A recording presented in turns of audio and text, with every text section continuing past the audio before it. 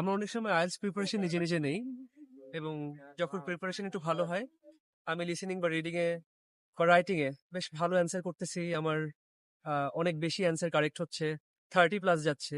আমি ফিল করতেছি আমি 7 পাবো। আমি হয়তো পরীক্ষায় বসেছি।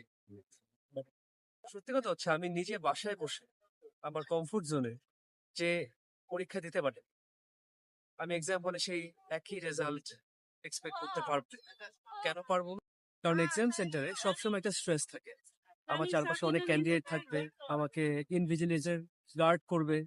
এই সবকিছুর ভিতর আমার বেস্ট পারফরমেন্স দেওয়াটা সবসময় সহজ না। তো এটাকে কোপ আপ করার ওয়ে কি, এটাকে ট্যাকেল করার ওয়ে, বেস্ট ওয়ে হচ্ছে আপনার মক টেস্ট দেওয়ার। অবশ্যই যে পরীক্ষাটা আপনি দিবেন সেই একই পরীক্ষাটা আপনি 3-4 বার এক্সাম সেটিং এ দিতে হবে, যেটাকে আমরা মক টেস্ট। তো যখন আপনি বারবার এক্সাম এনভায়রনমেন্টে বসে বসে